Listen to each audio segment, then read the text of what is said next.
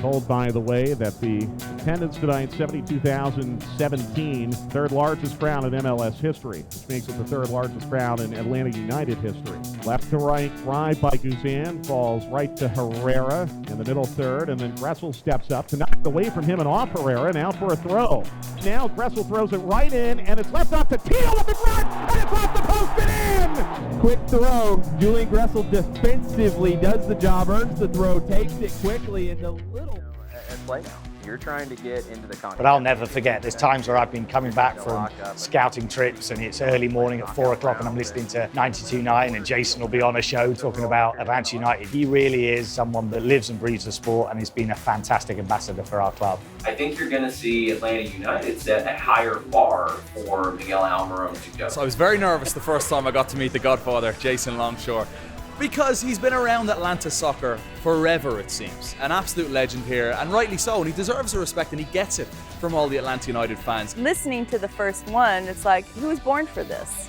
He does such a flawless job. Jason wants it done right. He wants it done well, and if you're going to say something, you better have facts to back it up. I'd be hard-pressed for someone to find me someone in the city of Atlanta who is reliable as Jason, is knowledgeable as Jason, and is as passionate as Jason when it comes to soccer and the city of Atlanta.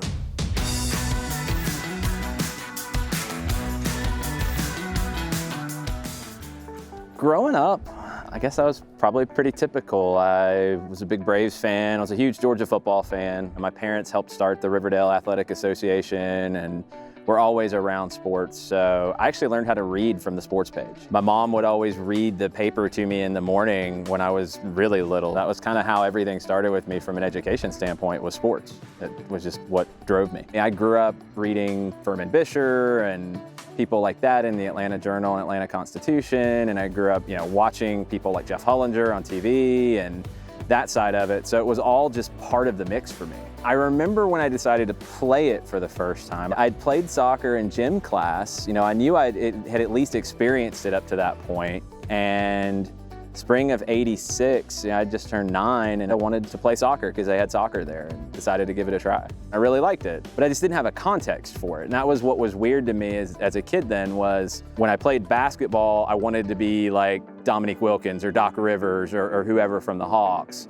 And when we play football in the neighborhood, you wanted to be Herschel Walker or Steve Bartkowski or whoever. I didn't have that for soccer, so it felt different. But for me, what hooked me was that summer seeing the World Cup. Like, wow, okay, now I can actually watch real soccer, and this is what it is.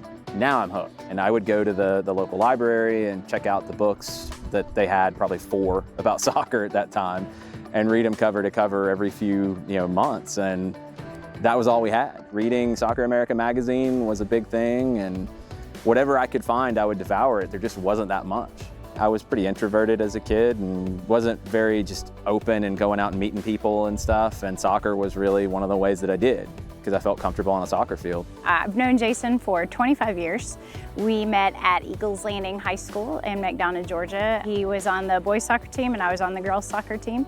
And there was a lot of support for each other's teams. He was very passionate about soccer. And for the South Side in the 90s, that level of passion was not normally seen. To be a South Sider and to love soccer that much, that was a little different. I ended up playing on a team that was state ranked, and we beat Marist and Westminster my senior year. And my 1 year of high school soccer was a blast. I wouldn't trade it for anything. When I went to the University of Georgia, I thought I was going to do journalism. That was kind of where my head was. Growing up reading sports pages and all of that fascinated me, and I wanted to write and tell those stories. In college, he had his own personal fax machine that he would use to take stats of Atlanta Ruckus games and then fax them into the team. So the Atlanta Ruckus story was kind of crazy. There was an email list that I found, the North American Soccer email list. I wrote match reports for that email list. So people in other parts of the country wanted to know how Atlanta did in the A-League. I would write a report about it. The new general manager in 1997 read my reports and brought me on to write the match reports for the team and write match previews. I'm excited just because I get to go to games for free now. I'm getting a chance to interview players and that side of it. So it was a really cool, thing that happened, and I never expected it. I'm 20 years old.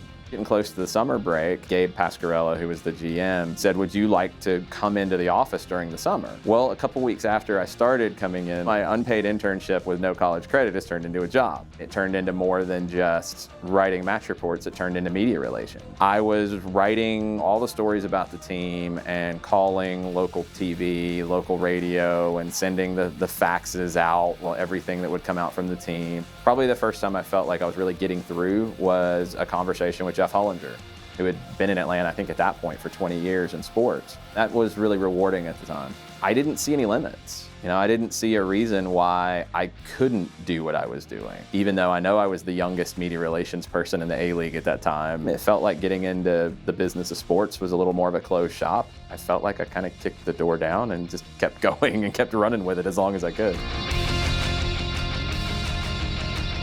That off season from the fall of '97 to kickoff of '98, I was scouting players for a college draft. I was signing a sponsorship deal with Mindspring, so we had a website, writing reports, going to league meetings. We went to the draft. We did the off season meetings, doing all these things that a 20, 21-year-old shouldn't be doing. But there was nobody else. I mean, it was just, I felt like the team was going to die if I didn't. I wanted to keep it alive, and I wanted to keep it going as long as I could. The owners who ended up becoming the Atlanta Silverbacks bought it at the end of that '98 season, and they went in their own direction. They hired their own people. That was a little bit of a kick to the gut at that point. But looking back on it, I know that team stayed alive because of that summer and doing all that.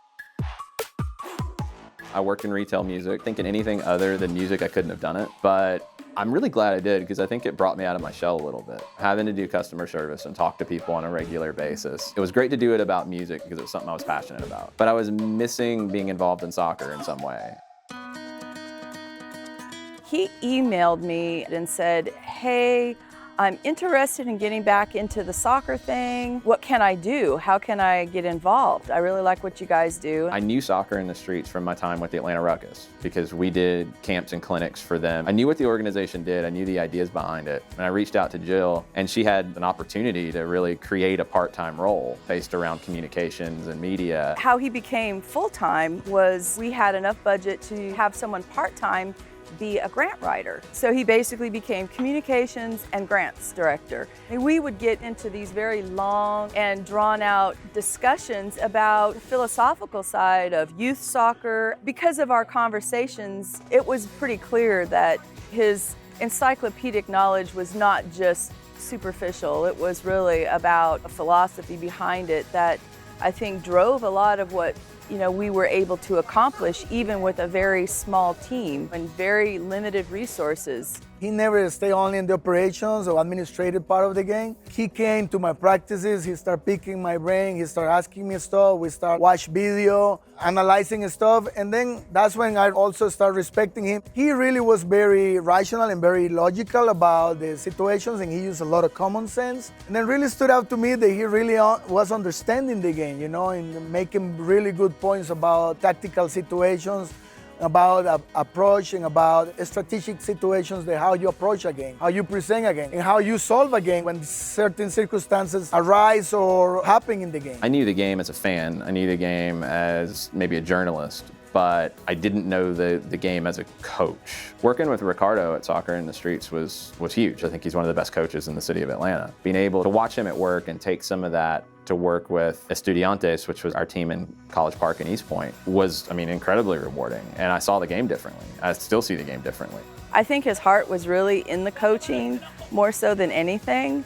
And he really developed a bond with those kids. First time I met a coach, I call him coach. Right away, I knew he was a good person. You just saw it in him. I'm a very hardworking, responsible, calm person. And, that's something that I admire him for, teaching me something like that. He's actually a person that's very influential in my life, and I'm super thankful to have him. He was really easygoing, he was really supportive. Every kid liked him. It wasn't like, oh, what can I do to improve my skill on the field, but also off the field, like anything with career-wise, school-wise. He was even like a father figure to some of the kids. Coaching a team of Mexican boys and working with Ricardo from Costa Rica, and then we had so many Argentines and Uruguayans and Colombians around that team, kind of getting that full flavor of what the Latin game is all about. It's helped me a ton now. And I think I understand maybe some of the culture and the things around Atlanta United, a lot more than I ever would have if I hadn't had that experience. Once the announcement for founding members was made, Jason put down his deposit. I knew enough about how seriously Arthur took his service to the community in a lot of ways, and I knew that he would do it right. I think the whole thing coming to fruition was just a matter of the perfect storm. Everything was right at the time. The conditions were right. People were primed for it. They were hungry for it. It was a lot of people putting in the hours and the sweat equity over those years. When the hires started and you're seeing like top level people come into this team, with Darren Eales and then Carlos Bocanegra, you have a pretty good sense that it's gonna be not just successful, but that it would be done for the long term. And that's the big difference. It was really fortunate for us that coming as a brand new team trying to set up in the city and to have an organization like Soccer in the Streets that had been embedded in the community, trying to do all the sorts of things that Atlanta United wanted to do. And then to have someone like Jason who, as I learned quite quickly, was an encyclopedia of knowledge on soccer in Atlanta. Someone who had that history, had those connections, and was someone that could speak to that hidden depth of soccer that was in Atlanta. It became evident after I met him, and what Jason was for me was he was a sounding board as we were building the club. And I think that was what his real value to me early on, in that he knew soccer and he, most importantly, knew the city and what had happened before. My mom was in assisted living by this stage and really starting to have some health issues. And we had to figure out what that was going to look like long term for her and what might happen. My dad couldn't really navigate that process, so I felt like I had to. It was really hard. I mean, it was a point with Soccer in the Streets. This is after Atlanta United's been announced, and I'd been really involved in kind of building that relationship from the beginning along with a lot of the board members. And I knew that if it was done right, it could transform soccer in the city and transform the city, to be perfectly honest. It was really hard to walk away from that, but I had to for my mom. I kind of knew where it was going and felt like this is something I have to do, and I'll figure the rest out as I go, but I have to do this. So I stepped away from Soccer in the Streets in beginning of the summer of 2016. I know it was hard because you're talking about a full-time gig that you were a part of for 10 years. So, it's got to be intimidating both financially and just a life decision where the change is so dramatic. I was not surprised that he was doing it, that he would put family first and move back to the South Side even when his career was in Atlanta. It was tough because, I knew, even though it hadn't necessarily been diagnosed, I kind of knew that she didn't have a whole lot of time left at that point. So we were able, through a lot of work, to get her into a nursing home where she was able to get a little bit better care, and she passed away in October. I'm sure he knew that it was the right thing to do, and even afterwards we talked about it. He doesn't regret doing that because it gave him that time. The fact that I was able, one, to help take better care of her, and then two, to spend more time with her. I'll never get that time back. It kind of put me on a different path that I don't think I would have found otherwise. So, I have to thank her for that. Around that time, you had independent media kind of covering the team. Rob Usry, the manager of Dirty South Soccer on the SB Nation blog, was just incredibly welcoming and knew of me because I'd written some things for him before, but knew kind of what was going on and just basically said, as much as you want to write. I did a daily column, and it was therapeutic in a lot of ways. And one, it helped me find my voice. It helped me figure out kind of really truly what Atlanta soccer is all about, what people are thinking as Atlanta United is coming into fruition and signing players, and what is Atlanta United going to be. I was able to write about it every day, and I was able to completely be in tune with it. I don't know if I would have got through everything as well if I hadn't had that opportunity to stay connected. I get a call one day from Jason who says, "Hey, do you have time for lunch this afternoon?" We get pizzas and we're just sitting there, and he says, "I want to do a podcast." He said, "This team's coming in." He said, "There's really one podcast in town. I want to do something. You work in radio. Can we figure something out?" So I put together a couple of ideas. Early January of 17, we started Soccer Down Here and decided to go daily with a podcast, which nobody else was doing. Bases dropped on a Monday morning of Soccer Down Here. It's an overreaction Monday. Coming into doing SDH, for me, it's an education. And it's my master's class, and it's got to be done right, and it's got to be done well. And that's what I really appreciate about Jason, is that He will be a tremendous teacher for anyone who wants to listen and learn. And for me, I couldn't be any more thankful for that opportunity. We reached out to a radio station down in Brunswick, ESPN Coastal, and their owner, Charlie, was getting on board with soccer. He had stations kind of up and down the coast. The Carolina Challenge Cup was going to be the first preseason tournament for Atlanta United. Charlie was able to get the rights to broadcast it on ESPN Coastal, and he hired John and I to call it. John had background as play-by-play. I'd never called a game before, but I'd grown up watching games and listening to games, and I loved the idea of soccer on the radio because it hadn't happened in Atlanta since the Chiefs days. To be a part of it, I'm like, okay, this is pretty cool. This is gonna be the first Atlanta United game on the radio. It felt more natural than I thought it would. I thought it would be harder and take more reps for it to feel right, and honestly, about midway through the first half, it just felt like I was talking about a game. It didn't feel like I was trying to act a certain way. It didn't feel uncomfortable. It felt like I was just being me talking into a mic. So the next day, as we were driving back from Charleston, we talked to Tim Zalowski at AMB, who said that they were really close on a radio deal. I just knew that I wanted to be around it in some form or fashion, even if it was just podcasting or whatever. I wanted to be around. We had the opportunity to radio broadcast with a very prominent station, 92.9, the game in Atlanta. So as we were investigating into who we could have for that, Jason's name kept coming up. We just thought, look, we did it in a lot of areas as we built the club. You can take a chance. Let's take a punt on Jason. At this point, it's Thursday, the opener's on Sunday. We're gonna hire you, be at Bobby Dodd tomorrow for media day, and the game's on Sunday, and we'll figure it all out. So this feels natural to me. This is my life. This is my professional life. We'll figure it out as we go. So it's great. I mean, I loved it. This was the first game for Atlanta United. Nobody knew what Bobby Dodd Stadium would be like. Walking up to the stadium and seeing so many people in red and black and gold and that whole feel, seeing so many jerseys, blew my mind. Walking through campus and seeing tailgates and stuff, I'm like, this is big. This is really cool. Once you get into the stadium, you're in the press box, kind of block things out, and there's nerves, yeah, because this is the first time that I'm on a really big station in Atlanta, and I knew people would be listening, and just, it had been in the paper the day before, so I was like, wow, okay, this is big. This is cool. I got in early enough that I just could kind of watch the stands fill up and see okay, one, it's gonna be packed. Two, it's a lot of people here, not just for an event, but here because they care and they're passionate about this team. Then you start to hear it and hear the chants and hear the songs, and that takes it to another level. It really didn't all the way hit me until I got back to my car after everything, and I sat in the parking deck for 30 minutes, 45 minutes, I don't know, just kind of thinking back to it, wow, this happened. I just called a game on the radio for a new Atlanta professional soccer team, and there were 55,000 people there, and it was a really good game, and it was a really big deal. Atlanta United took that to a whole nother level, and you could see that at Bobby Dodd that first day, that you had songs in Spanish. You had people from all backgrounds, all walks of life in that venue. Atlanta United, I think up until that day, was a concept.